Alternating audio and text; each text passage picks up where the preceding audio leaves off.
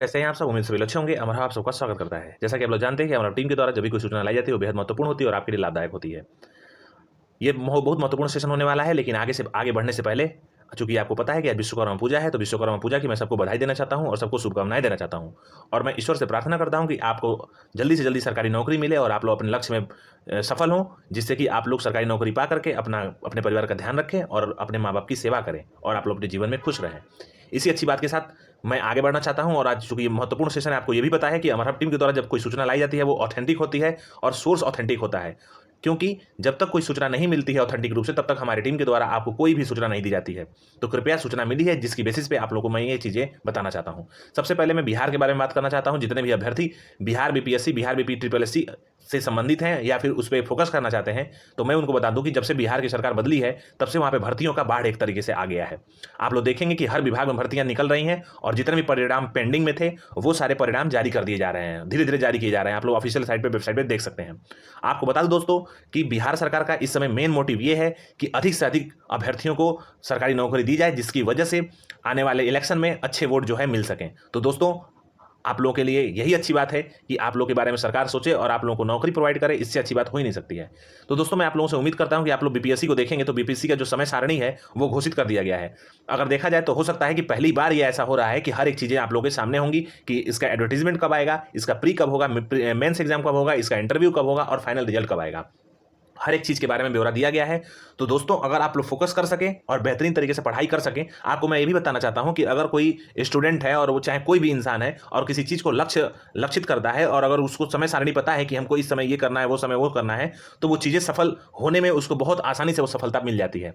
तो चूंकि आप लोग जानते हैं और देख भी रहे हैं कि बीपीएससी का समय सारणी आ चुका है, तो आप लोग उसके अनुसार अपना काम कर सकते हैं। और आप लोग देखिएगा कि आने वाले दिनों में बीपी ट्रिपल एससी के द्वारा 40,000 से अधिक पोस्टें निकालने की बात कही जा रही है, जो कि केवल क्लर्क लेवल पे और सीजीएल लेवल का होगा।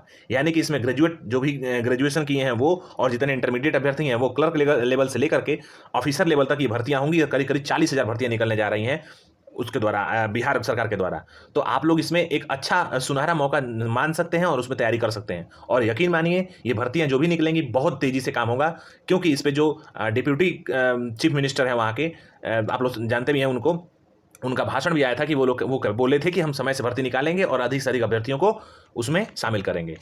अब दोस्तों चलते हैं अगली खबर पे। तो मैं बता दूं कि एग्रीकल्चर टेक्निकल असिस्टेंट के जितने भी अभ्यर्थी हैं वो बिल्कुल परेशान हैं और बहुत ज़्यादा परेशान हैं। आजकल तमाम वीडियो के माध्यम से अफवाहें फैलाई जा रही हैं और उनको भ्रमित किया जा रहा है।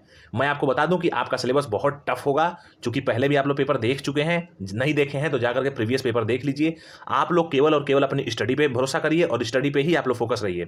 इसी के साथ मैं बताना चाहता हूं कि आपका विज्ञापन का काम लगभग खत्म हो गया है और आप लोग देखेंगे कि बहुत जल्द आपके ऑफिशियल वेबसाइट पे आपका विज्ञापन होगा। और एक चीज़ और बता दूं कि हमारे वीडियो अपलोड करने के बाद जो कोई क्रिटिसाइजेशन होता है हमारे कमेंट बॉक्स के माध्यम से, तो मैं दोस्तों बता दूं उस पर ध्यान मत दीजिए। आप लोग, आपका विज्ञापन सबसे पहले जारी होगा और सबसे पहले जारी होगा। हो सकता है कि कुछ लोग हतोत्साहित होकर के वो कमेंट बॉक्स में कमेंट करते हों, लेकिन फिर भी मैं उनको कुछ नहीं कहना चाहता हूं। मैं बस यही कहना चाहता हूं कि आप लोग अपनी तैयारी को अच्छे से करते रहिए।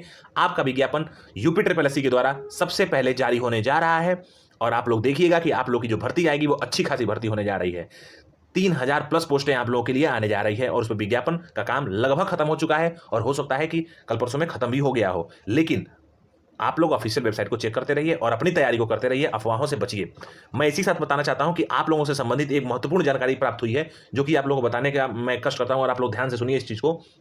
देखिए दोस्तों, जितने भी लोग बीएससी एग्रीकल्चर किए हैं वो इसमें एलिजिबल हैं, और जितने भी लोग बीएससी उद्यान किए हैं, 3 वर्ष का और 4 वर्ष का भी होता है, वो भी इसमें एलिजिबल हैं। फॉरेस्ट्री, बीएससी फॉरेस्ट्री वाले भी एलिजिबल हैं, बीटेक एग्रीकल्चर वाले भी एलिजिबल हैं और बीएससी होम साइंस और कम्युनिटी साइंस वाले भी अभ्यर्थी इसमें एलिजिबल हैं एजीटीए में। बशर्ते कि जो बीएससी होम साइंस या कम्युनिटी साइंस किया हो वो किसी एग्रीकल्चर कॉलेज या एग्रीकल्चरल यूनिवर्सिटी से किया हो, वही मान्य होगा। अगर आप किसी नॉर्मल कॉलेज से होम साइंस कर लिए हैं, बीएससी होम साइंस, तो आप मान्य नहीं किए जाएंगे, आपका जो डिग्री होगी वो वैलिड नहीं होगी।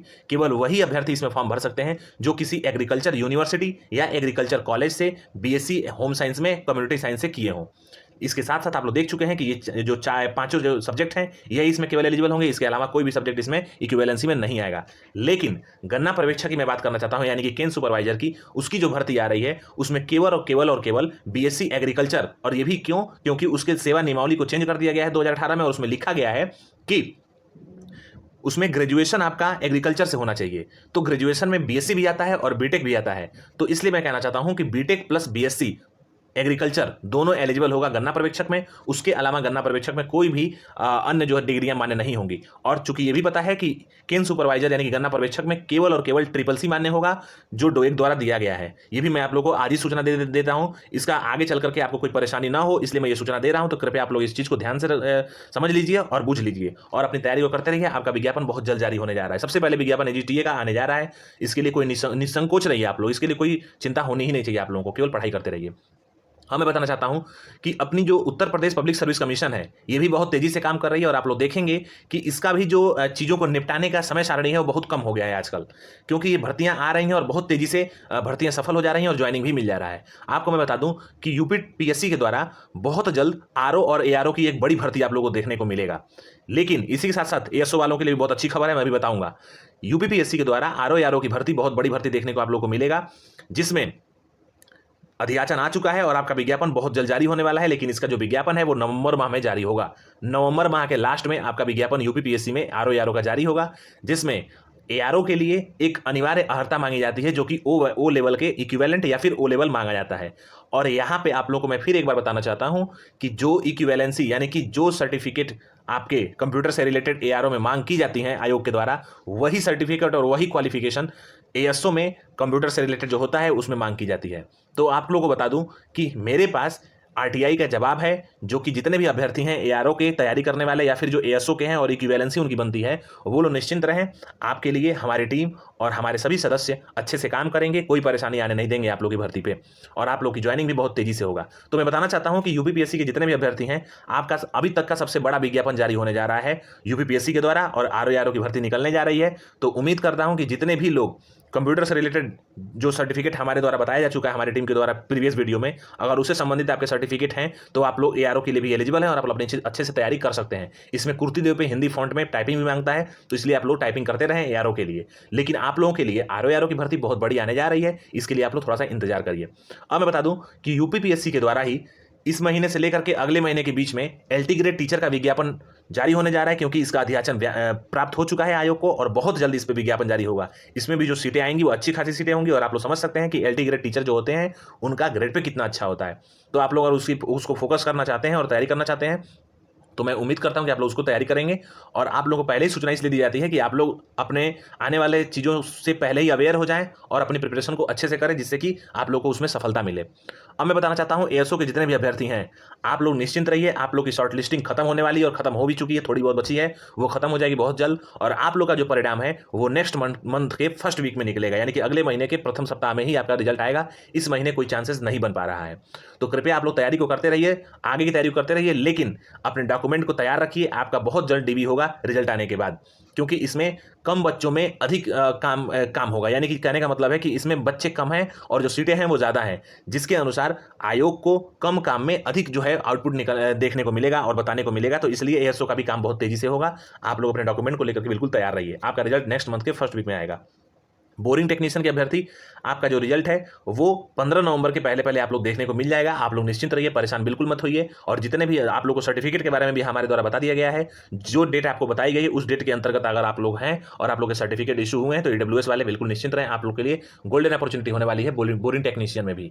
सहायक लेखाकार का विज्ञापन आएगा, लेकिन सबसे पहले जो विज्ञापन जारी होने वाला है वो एग्रीकल्चर टेक्निकल असिस्टेंट का जारी होने वाला है। इसके साथ साथ और इसके बाद ही इसके बाद ही वन दरोगा का विज्ञापन जारी होगा और जूनियर असिस्टेंट का विज्ञापन जारी होगा। सहायक लेखाकार का भी विज्ञापन इसी पेट पीईटी 2021 से ही जारी होगा। फिर से मैं बताना चाहता हूं कि जितने भी लोग शंका में जी रहे हैं कि सहायक लेखाकार को छोड़ दिया गया और अब वो विज्ञापन नहीं जारी होगा, तो ऐसा नहीं होगा। पीईटी 2021 के अंतर्गत ही आपका भी विज्ञापन आएगा, लेकिन थोड़ा सा हो सकता है कि लेट हो जाए, दिसंबर तक आपका विज्ञापन हो सकता है कि लास्ट दिसंबर तक जारी किया जाए। तो उसके लिए परेशानी होने की आवश्यकता नहीं, आप लोग पढ़ते रहिए, अपनी पढ़ाई पर ध्यान दीजिए। जूनियर असिस्टेंट का रिजल्ट बहुत जल्दी आ जाएगा, इस पर सारा काम खत्म हो चुका है, कुछ भी नहीं बचा है। आपका रिजल्ट किसी भी वक्त घोषित हो सकता है। आप लोग ऑफिशियल साइट को देखते रहिए और जो प्रीवियस वीडियो में हमारे द्वारा आपको कटअप बताई गई है उसी के आसपास कटअप जाएगी, तो उसके लिए आप लोग निश्चिंत रहिए। जूनियर इंजीनियर 2016 का जो रिजल्ट है वो इसके आपका जूनियर असिस्टेंट का रिजल्ट निकलेगा, उसके बाद से लोअर का रिजल्ट निकलेगा, फिर सप्लाई का रिजल्ट निकलेगा जो कि यूडीए एलडीए है, और उसके बाद जूनियर इंजीनियर 2016 का रिजल्ट आएगा और 2018 का जो रिजल्ट है वो एएसओ के बाद आ पाएगा। हो सकता है कि बोर्डिंग टेक्नीशियन के आसपास आपका रिजल्ट है 2018 जूनियर इंजीनियर 2018 का रिजल्ट, लेकिन 2016 का रिजल्ट बहुत जल्द घोषित कर दिया जाएगा इन दोनों के साथ साथ।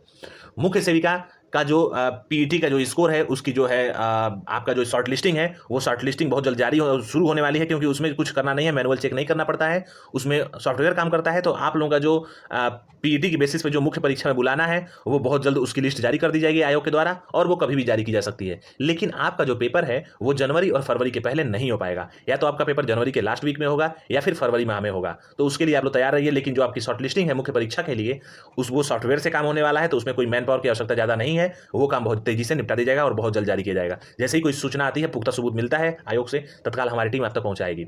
जितने भी अभ्यर्थी पीईटी की तैयारी कर रहे हैं 2022 की, वो अच्छे से तैयारी करते रहें, क्योंकि आप लोग को देखेंगे कि 2024 को फोकस करने के लिए पीईटी 2022 में बम्पर भर्ती आने वाली है। उत्तर प्रदेश सरकार के द्वारा बम्पर भर्ती निकाली जाएगी। इसमें लोअर पीसीएस से लेकर के क्लर्क तक इसमें जॉब होगी और बहुत अच्छी अच्छी पोस्टें होंगी। जितने भी एग्रीकल्चर के स्टूडेंट हैं, एजीटी तो आ ही रही है, लेकिन इसके साथ साथ पीईटी 2022 में आप लोग के लिए एग्रीकल्चर की बड़ी पोस्ट देखने को मिलेगी, जो कि आप लोग जानते हैं कि पहले पीसीएस के थ्रू आता था और यूपी लोअर पीसीएस के थ्रू आता था। तो आपका विज्ञापन भी बहुत अच्छे से जारी होगा, और उसमें जो है हो सकता है कि जो उद्यान इंस्पेक्टर होते हैं, उद्यान सब इंस्पेक्टर होते हैं, उनका भी विज्ञापन जारी हो, और भी इससे रिलेटेड मिल्क सुपरवाइजर या मिल्क से डिपार्टमेंट से रिलेटेड और एग्रीकल्चर के एआरओ होते हैं, और उसमें भी एक डेजिग्नेशन पोस्ट होती है, उनकी यहाँ पे निकल सकती है पोस्ट। तो बहुत अच्छी खासी एग्रीकल्चर की भी पोस्ट निकलेगी, तो आप लोग उसके लिए तैयार रहिए। लेकिन फिलहाल एजीटी का विज्ञापन सबसे पहले जारी होने जा रहा है। दोस्तों, जब भी हमारी टीम कोई सूचना लेके आएगी वो महत्वपूर्ण सूचना होगी, और कहीं ना कहीं उसका जो सोर्स होगा वो ऑथेंटिक होगा। फर्जी में वीडियो बनाना और फर्जी में आप तक सूचना पहुंचाना, ऐसा हमारे द्वारा संभव नहीं हो पाएगा। मैं आप लोगों से बता दूं फिर से कि जब भी कोई सूचना आएगी वो बेहद महत्वपूर्ण होगी और आपके लिए बिल्कुल लाभदायक होगी वो सूचना।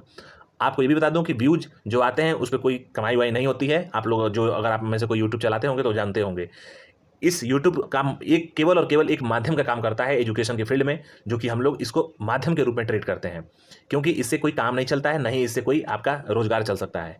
तो कृपया आप लोग ये ना समझिए कि वीडियो बनाया जाता है केवल और केवल व्यूज बिटोरने के लिए। ये वीडियो केवल एक माध्यम है आप तक पहुंचने के लिए, जिससे कि आप लोग की भलाई हो सके और हमारी जो क्वालिटी है वो आप लोग के सामने आ सके और उससे आप लोग को फायदा मिल सके। दोस्तों, इसी अच्छी बात के साथ मैं वीडियो को वाइंड अप करना चाहता हूं, और आप लोग देखेंगे कि जैसे जैसे चीज़ें आगे बढ़ेंगी वैसे वैसे इसमें निखार आएगा और चीज़ें अच्छी होती जाएंगी, और आप लोग इस पर भरोसा कर सकते हैं। जो भी हमारी टीम के द्वारा इन्फॉर्मेशन दी जाएगी वो ऑथेंटिक होगी। इसी अच्छी बात के साथ दोस्तों मैं वीडियो को वाइंड अप करना चाहता हूं। पूरा वीडियो देखने के लिए बहुत बहुत धन्यवाद, हमसे जुड़ने के लिए बहुत बहुत धन्यवाद। उम्मीद करता हूं कि आप लोग वीडियो को सब्सक्राइब करेंगे, शेयर करेंगे, लाइक करेंगे और बेल आइकन को टिक अवश्य करेंगे। जय हिंद दोस्तों।